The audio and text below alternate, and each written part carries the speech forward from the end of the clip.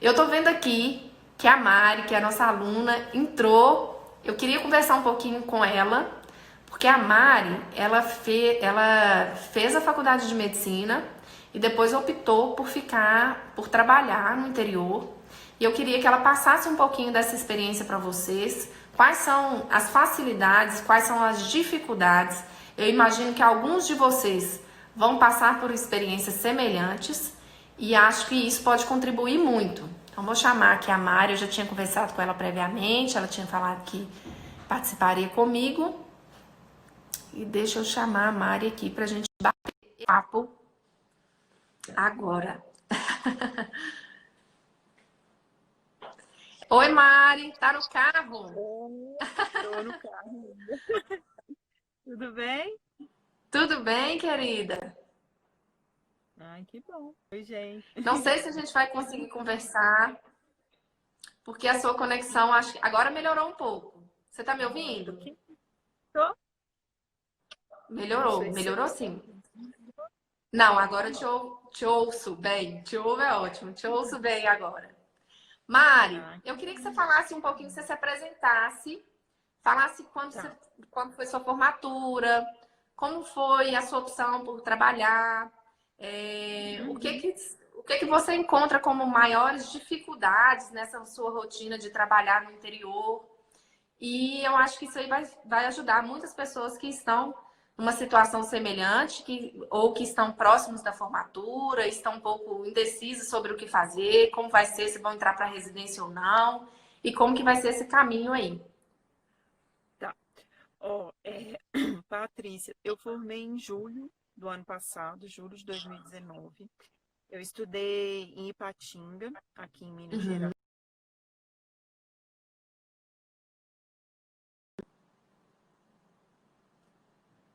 Quem forma no meio do ano acaba trabalhando, né? As provas de residência são mais no final e tal. Sim. E aí eu optei por vir para o interior. Por uma questão de saturação da cidade onde eu moro, o mercado está um pouquinho difícil. E eu encontrei uma proposta de trabalho que me interessou, vim conhecer a cidade, gostei e fiquei. Hoje eu sou médica no PSF em Serra de Minas. É uma cidadezinha que está a 120 quilômetros de Diamantina. Uhum. São 4 mil habitantes e duas equipes de PSF. E tem Sim. bastante hospital. E eu trabalho num modelo que, vamos dizer assim, o meu PSF é também pronto atendimento. É Certo. unidade de fala, né? Nessas cidadezinhas que não tem Uhum. hospital, é muito Uhum. unidade mista. Então, a gente trabalha tanto pronto atendimento quanto PSF, né? Então, assim, então, os primeiros dias eu cheguei para trabalhar crua de tudo, porque estava com um diploma na mão e um carimbo na outra, né? E como é pronto Uhum. atendimento, na primeira semana já tive demanda de sutura, já tive demanda de fazer bloqueio, de vez em quando eu tiro dúvida com você aqui, né? Porque a gente presta o primeiro Uhum. atendimento lá, o pré-hospitalar. A gente tem que prestar o atendimento Uhum.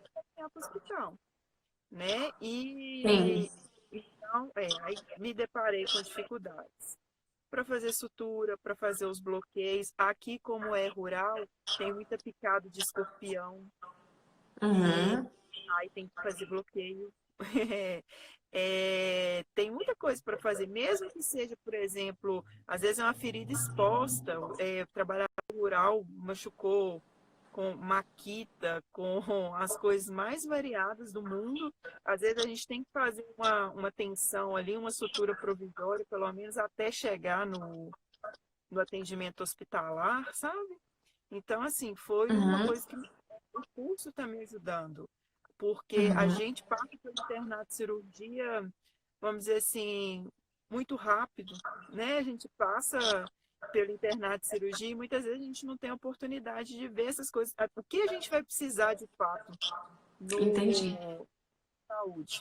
E aí passaram uns meses, eu tomei coragem, peguei plantão no hospital E aí é que ficou feio mesmo, né? Aí que precisa, porque igual o Aí hospital de interior é o hospital número de pequeno. procedimentos que você precisa fazer, aí aumenta muito mais, porque você já não é a referência no primário, você já está na referência do terciário, né? Uhum, então, hospital pequeno.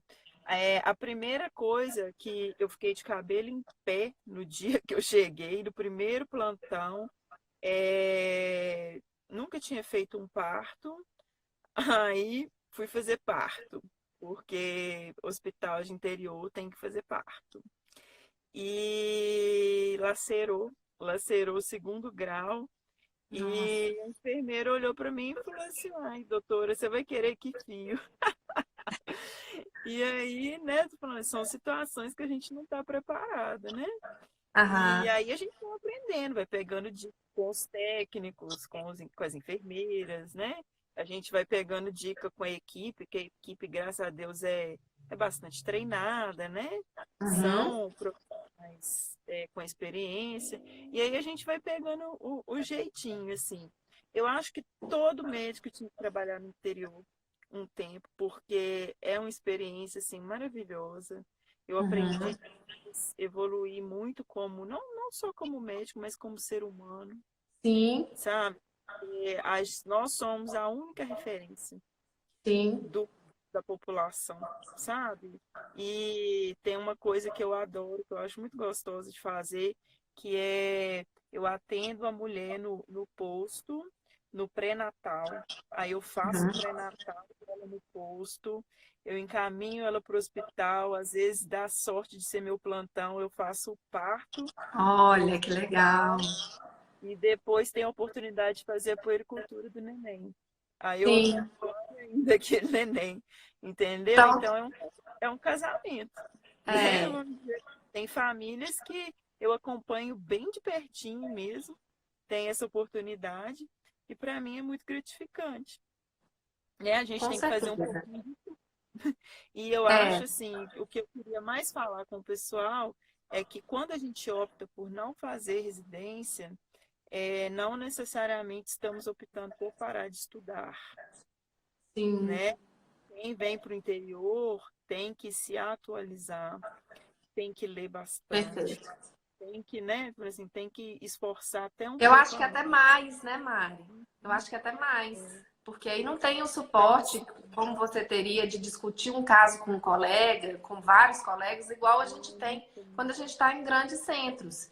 Então, acho que nessa situação é que o médico ele ainda precisa de estudar mais para que ele possa oferecer dentro daqueles recursos que ele tem, tanto do ponto de vista técnico quanto de materiais e medicamentos, ele tem que oferecer o melhor dentro daquela realidade e prejudicar o mínimo possível o paciente. Então, eu acho que é uma situação que a gente tem que se preparar para ela de uma maneira até mais intensa. pois é, então assim, os cursos de capacitação são válidos. O curso da Patrícia, né? Eu até falo com ela que eu sou fã, está me ajudando bastante. Eu fiz esses cursos pequenos, sabe? De intubação, de Uhum, reanimação, porque, igual estou falando, a gente acaba que faz PSF, mas faz parto, faz sala de parto para pediatria, a gente passa uhum. na pediatria, na clínica.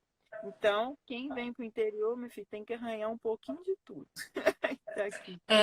E aí, Mari, sabe o que eu acho? Às vezes as pessoas colocam culpa nas faculdades. Falam assim, ah, mas minha faculdade não ofereceu muito treinamento nisso, ou o conteúdo teórico foi pouco, o conteúdo prático foi pouco.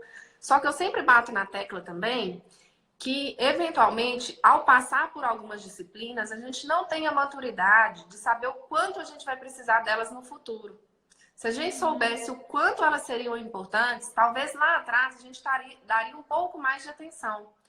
Mas às vezes Nossa, nos falta essa maturidade, nos falta saber o que é o problema que está lá na frente, para que a gente consiga aproveitar melhor naquele momento. Né? Não sei eu se já estava te vendo passou outro isso. dia você falar aqui. Não, eu estava vendo outro dia você falar aqui. Eu tive técnica cirúrgica no quinto período.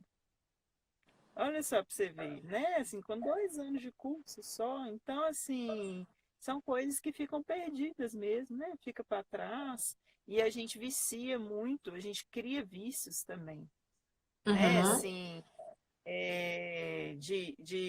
igual eu até brinco com você também, às vezes eu sou canhota. Nossa, Uhum. sacrilégio, entendeu? Mas a gente vai criando, assim, independente de ser vício ou não, a gente vai criando nosso jeito, nossa,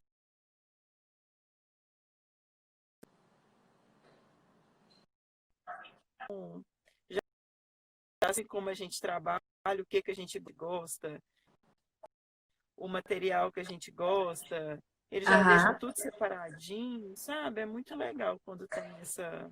Quando a gente trabalha com uma equipe boa, que realmente todo mundo está disposto ali a crescer profissionalmente, a entregar o melhor para o paciente, isso flui muito melhor. Eventualmente, eu gosto muito de falar para os alunos para se prepararem para realizar uma sutura sem ajuda, porque às vezes não é nem falta de vontade, não é nem má vontade dos profissionais que estão ali para nos ajudar. Na grande maioria das vezes, é a carga excessiva realmente de trabalho. É um monte de paciente que a técnica tem que pegar acesso, tem que administrar a medicação, tem que conferir se foi feito um procedimento, tem que conferir se o paciente já foi levado para o exame, se esse resultado de exame já saiu. Então, às vezes, a gente não tem o conforto de poder contar com uma equipe que nos dê esse suporte, igual você está nos relatando aí, que felizmente você geralmente tem esse suporte. Então, é importante que a gente entenda que as suturas, por exemplo, elas envolvem muitos detalhes que às vezes a gente não entende, não sabe que eles existem. Então, assim, de repente parece que o kit chega na sua mão, que as gases chegam na sua mão, que o fio chega na sua mão, que tudo chega na sua mão como um passe de mágica, né? E não é assim, a gente precisa conhecer o material, a gente precisa conhecer os medicamentos, até mesmo para a gente saber pedir.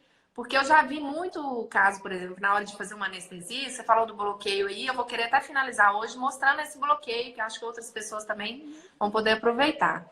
Mas às vezes a gente vai fazer uma anestesia com uma seringa maior, porque a gente não sabe que tem uma seringa menor e que ao usar uma seringa menor, você vai fazer uma anestesia de tanta qualidade quanto uma anestesia com uma seringa maior e entregando o paciente, colocando menos risco, porque você vai colocar menos dose do anestésico, o paciente vai sentir menos dor. Então, são detalhes que se você não conhece, às vezes você deixa de entregar um resultado que é mais de excelência para o paciente, só por não conhecer um detalhezinho técnico que pode parecer simples, mas que não é tão simples assim, né? Uhum, Eu vou certo. então querer mostrar, Mari. Você me falou do bloqueio anestésico digital. O bloqueio digital, gente, é excelente. Por quê? Vamos supor que o paciente tem algum ferimento na falange. E eu vou falar para vocês uma coisa que é o seguinte: dói muito anestesiar a ferida em dedo. Dói muito, porque a gente tem muita terminação nervosa nos dedos, nas extremidades. Então, dói muito você fazer o bloqueio ao redor da lesão. E uma forma muito simples da gente resolver isso é fazendo um bloqueio digital. Então, o bloqueio digital, ele tem uma tática que é o seguinte: a gente precisa de bloquear os 4 nervinhos. Então, a gente tem o nervo aqui, aqui, aqui e aqui. Enfim, são 2 dorsais e 2 palmares. O que acontece? A gente precisa de ter a noção de que anestesiar qualquer infiltração, qualquer ponto de anestesia que a gente fizer nessa região palmar, ela dói muito mais do que se a gente fizer aqui. Então, todas as vezes que a gente vai começar um bloqueio anestésico, você começa preferencialmente aqui, introduzindo a agulha assim a 90 graus. Daí você vai aspirar para ter a certeza de que você não vai introduzir esse anestésico dentro do vaso, que está logo ao lado do nervo. E aí você vai aos pouquinhos infiltrando esse anestésico e já vai fazendo o bloqueio dessa região. O que eu costumo falar para o pessoal? Aproveita a sua mesma agulha, retrocede ela um pouquinho sem tirar da pele e avança em direção à região palmar, para você não ter que fazer outra perfuração aqui. Então, pela região dorsal, você já introduz, direciona para cá, torna a aspirar e aí você faz a infiltração de anestésico aqui. Então, até agora foi um estímulo doloroso só. Aí agora você passa para o outro lado, faz a mesma coisa, aspira, introduz a agulha perpendicular, aspira, confere se não veio sangue. Não veio sangue, você infiltra um pouquinho do anestésico. E quando eu falo um pouquinho, gente, é um pouquinho mesmo. Com 2 ml você consegue fazer esse bloqueio aí de qualidade. Entre 2 e 4 ml você consegue fazer esse bloqueio de qualidade. Então, introduziu aqui, aspirou, injetou um pouquinho do anestésico, injetou um pouquinho mais, recuou a agulha, reintroduziu direcionando para cá, aspirou de novo, viu se não está no vaso, começa a injetar de novo e aí você tem todo o seu dedo bloqueado. O bloqueio, ele demora um pouquinho mais para pegar a anestesia do que quando a gente faz a infiltração loco-regional. Então tem que ter um pouquinho mais de paciência. Às vezes as pessoas me falam assim, não, Patrícia, mas o bloqueio não pegou. É porque talvez você não tenha esperado o tempo correto de ação ali da lidocaína no local. Então, quando a gente vai fazer um bloqueio digital, é importante a gente saber que a gente precisa de aguardar entre 3 e 5 minutos. É um tempinho um pouquinho maior do que quando a gente faz só a infiltração local, que vai variar aí de 1 a 2 minutos. Essas são umas dicas assim que eu acho que ajudam muito, porque isso vai causar um conforto fantástico para o seu paciente. Você vai fazer um estímulo mínimo doloroso na hora da anestesia e vai te dar um tempo também mais prolongado de analgesia no pós-operatório.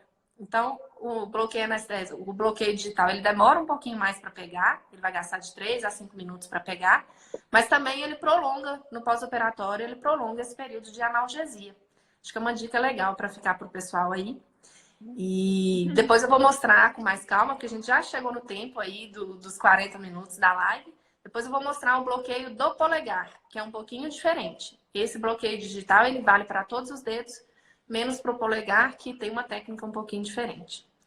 Mari, eu adorei a sua participação. Muito legal você compartilhar essa experiência aqui com o pessoal. Com certeza vai ajudar muita gente que vai